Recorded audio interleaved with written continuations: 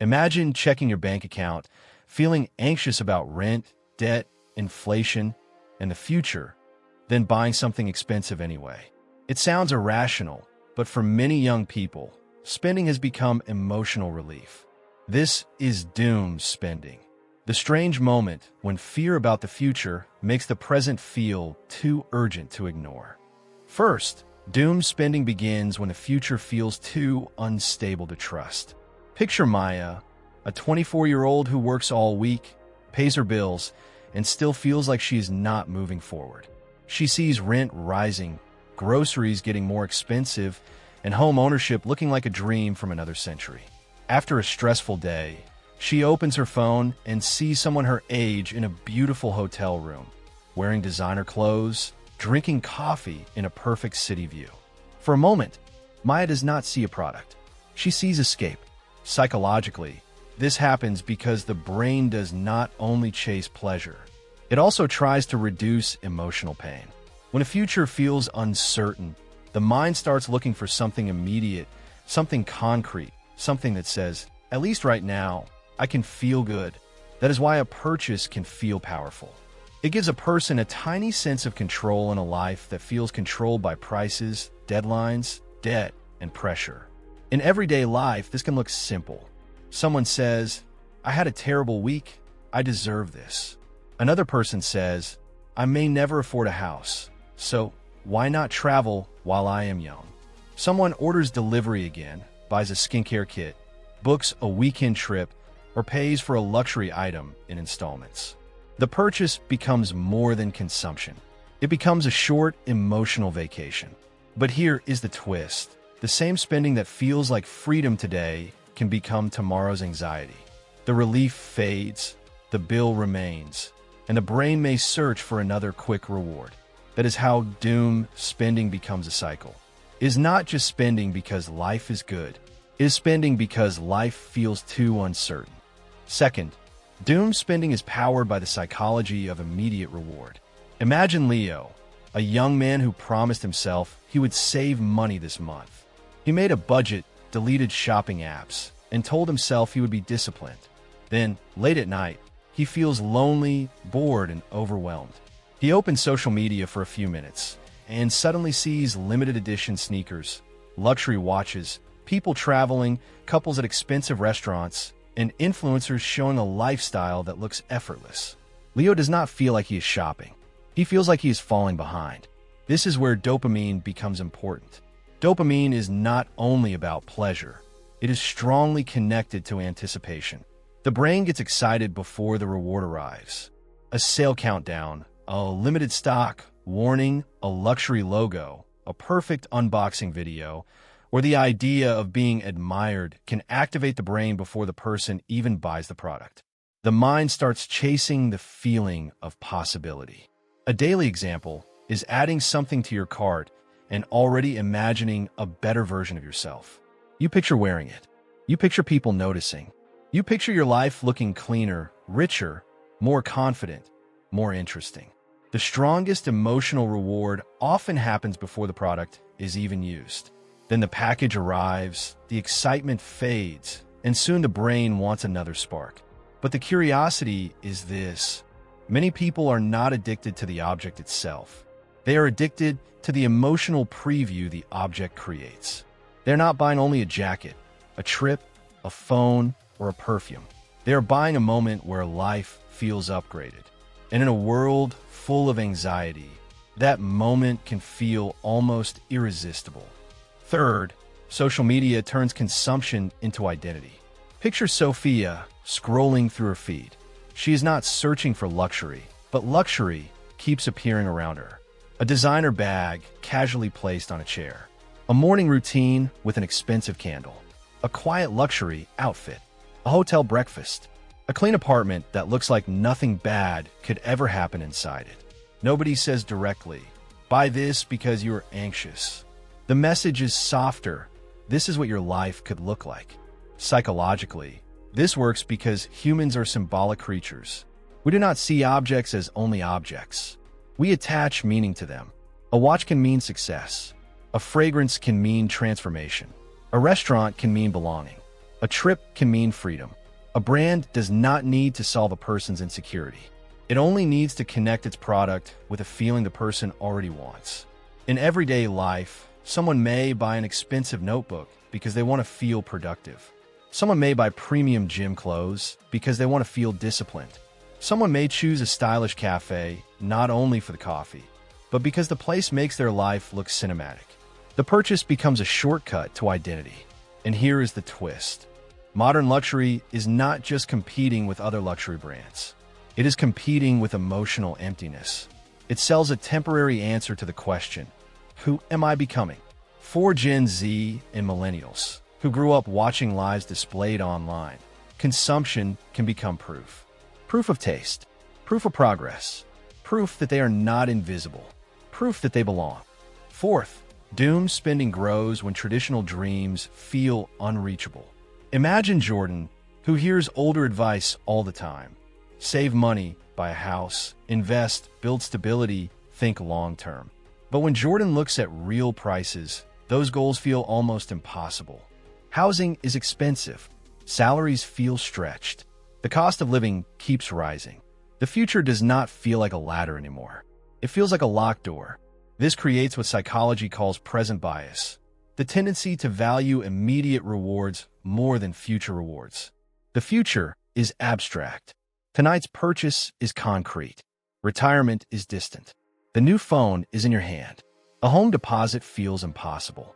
A concert ticket feels possible. A luxury dinner feels possible. A short trip feels possible. In daily life, this becomes the sentence, I will never be rich anyway. And once someone believes that, saving can feel emotionally meaningless. Why deny yourself small pleasures today if the big dream still feels out of reach tomorrow? That does not mean the decision is financially wise, but emotionally, it makes sense. The person is not always rejecting responsibility. Sometimes they are reacting to hopelessness. The curiosity is that doom spending can be a distorted attempt to regain control. When the world feels chaotic, choosing what to buy gives a person one decision that belongs to them. A luxury item says, I can still access beauty. A trip says, I can still create memories. A concert says, I can still feel alive. That is why the phenomenon is so powerful. It is not only about money. It is about meaning. Fifth, brands understand how to transform anxiety into aspiration. Imagine Emma watching an ad for a luxury perfume.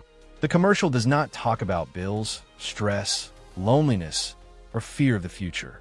It shows elegance, calm, confidence, soft lighting, beautiful people, and a life that feels organized. The product is small, but the emotion around it is huge. The real message is not buy perfume. The real message is become this version of yourself. Psychologically, this is emotional framing. Brands wrap a product inside story.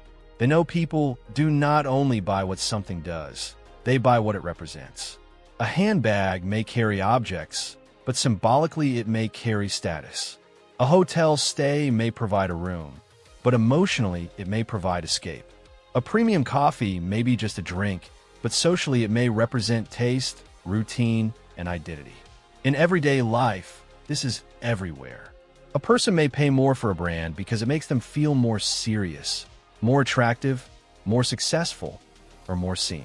Someone may buy a luxury product after a bad week, not because they need it, but because the brand makes the purchase feel like self-respect. The marketing turns consumption into therapy without calling it therapy. But here is the twist. The most effective brands do not only sell to desire. They sell to insecurity. They position the product as a bridge between who you are and who you wish you were. And when people feel uncertain, that bridge becomes extremely tempting. Doom spending is not created by brands alone, but brands know exactly how to profit from the emotional conditions that make it grow. Sixth, comparison makes ordinary life feel like failure. Picture Daniel. He is not doing terribly. He pays his bills, has a job, and lives a normal life. But every day, he sees people his age launching businesses, moving abroad, traveling, buying homes, getting married, wearing expensive clothes, and eating in beautiful places. He knows social media is edited. He knows people post highlights, but emotionally, the comparison still lands. The psychological explanation is simple. Humans evolved to care about status and belonging. In ancient groups, being excluded could be dangerous. Today, the tribe is digital, but the nervous system still reacts. When everyone seems to be living better, buying more, and experiencing more, not participating can feel like disappearing. A daily example is the pressure to say yes. Yes to the expensive dinner. Yes to the group trip. Yes to the birthday weekend. Yes to the outfit for the event. Yes to the phone upgrade. Yes to a lifestyle that looks normal online but feels heavy offline. Many people are not spending to impress strangers. They're spending to avoid shame. And here is the curiosity. Doom spending often grows in silence. Nobody wants to admit they cannot afford the lifestyle. So people pretend. One person's debt-funded trip becomes another person's standard. One person's filtered life becomes another person's insecurity. The result is a social illusion where everyone thinks everyone else is doing better. And that illusion can be expensive. 7th, treat yourself. Culture can turn emotional pain into a shopping habit. Imagine Grace, exhausted after a long week. She feels stressed, underappreciated, and mentally drained. She sees a post that says, "You deserve nice things." And maybe she does. The problem is not wanting comfort. The problem begins when every difficult emotion is answered with a transaction. Psychologically, this is emotional substitution. Instead of dealing with the feeling directly, the person replaces it with a purchase. Buying something is easy. It has clear steps. Choose, click, pay, receive. Emotional healing is slower. Rest is slower. Therapy is slower. Boundaries are slower. Honest conversations are slower. So in the moment, shopping wins because it gives fast relief. In everyday life, someone may not need another expensive product. They may need sleep. They may not need another weekend escape. They may need a better routine. They may not need another outfit. They may need confidence that does not depend on being seen. But because purchases offer instant action, they can feel like solutions. The twist is that treating yourself is not wrong. Pleasure is not the enemy. Experiences are not wrong. Luxury is not evil. The real question is this purchase expanding your life or helping you avoid your life? That difference changes everything. Conscious pleasure can be healthy. Fear-based consumption can become a trap. 8th, payment plans make doom spending feel harmless. Imagine Chris seeing a product he knows is too expensive. The full price makes him hesitate, but then the website offers small installments. Suddenly, the purchase feels possible. The total cost did not disappear, but psychologically, the pain became smaller. This is connected to mental accounting. People do not always evaluate money as one complete picture. They divide it into smaller emotional categories. Paying one large amount feels painful. Paying several smaller amounts feels easier, even when the final cost is the same or higher.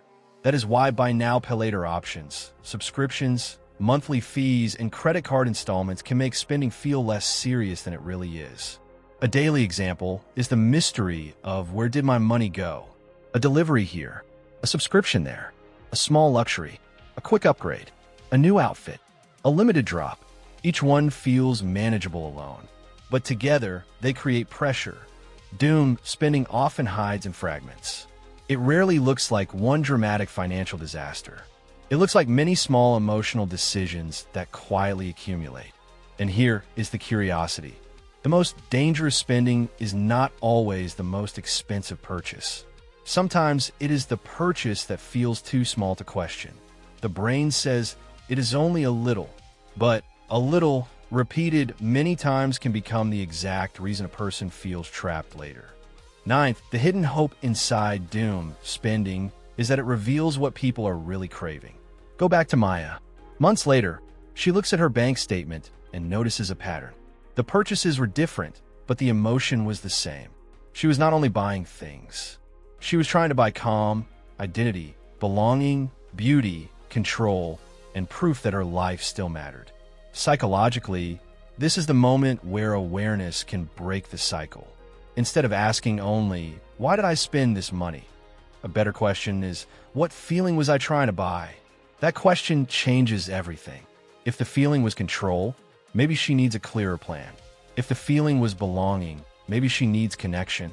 If the feeling was rest, maybe she needs boundaries. If the feeling was excitement, maybe she needs experiences that do not destroy her finances.